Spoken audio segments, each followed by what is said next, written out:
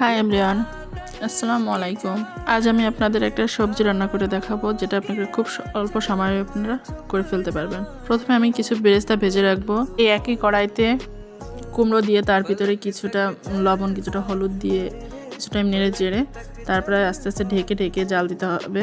কুমড়ো যখন পুরোপুরি সিজে যাবে তখন আপনাদের ওর ভিতরে কিছুটা ধনেপাতা দিয়ে আস্তে আস্তে নাড়তে থাকতে হবে, যাতে ওর গায়ে একটু পানি না লেগে থাকে। পুরো শুকনা শুকনা করে ভেজে ফেলতে হবে। আর এটা আপনারা যে কোনো জিনিসের সাথে খেতে পারেন। সেই ভেজে রাখা বেরেস্তাগুলো এখন এর ভিতরে দিয়ে ভালো করে নেড়ে চেড়ে সুন্দর করে তারপর আপনারা এটা, আর এর ভিতরে আমি 2 চামচ চিনি দিয়েছি। আপনারা চাইলে চিনিটা দিতে পারেন, আর যদি মন না চায় তাহলে আপনারা স্কিপও করতে পারেন। দুই রকমই খুব ভালো লাগে। এটা সকালের নাস্তা, রুটি বা পরোটার সাথে খুবই মজার। আপনারা চাইলে ট্রাই করতে পারেন। আমার তো প্রায় সকালের নাস্তার সাথে এটা আমি রাখি, যাতে অল্প টাইমে আমার কাজটা শেষ হয়ে যায়।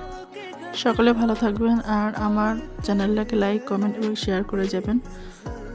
কড়াই থেকে নামিয়ে পরিবেশন করতে পারবেন। গুড বাই বন্ধুরা।